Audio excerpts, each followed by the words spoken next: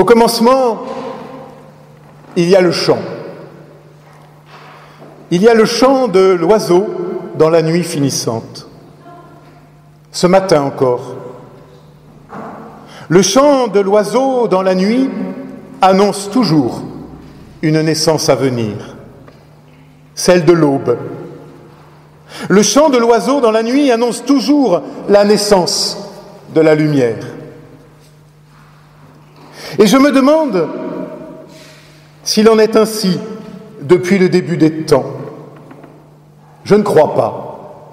J'aime à croire que ce sont les anges qui ont appris aux oiseaux à chanter au milieu de la nuit pour fêter l'enfant nouveau-né, pour annoncer la naissance de l'espérance, pour proclamer la lumière à venir au cœur de la nuit, surtout au cœur de la nuit.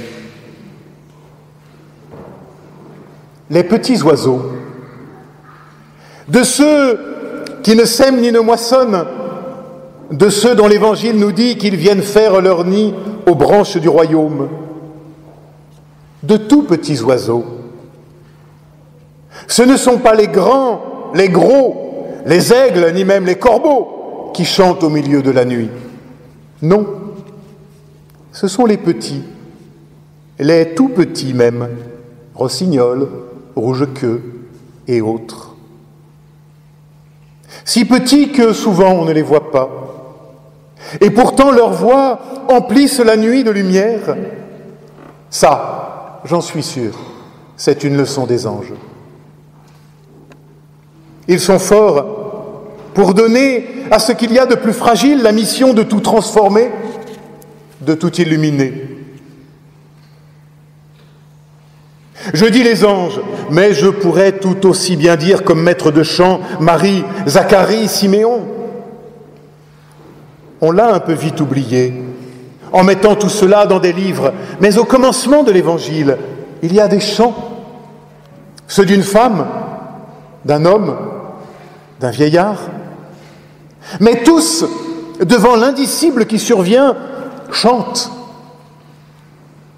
Peut-être parce qu'en hébreu, chanter veut dire aussi voyager, se diriger. Le même mot qui, selon comment il est vocalisé, veut dire bœuf, qui veut dire chanter, qui veut dire aussi voyager, se diriger. Oui, c'est cela. Se diriger vers la lumière à naître, c'est ça chanter. Ou plutôt, non, se laisser diriger par la lumière à naître.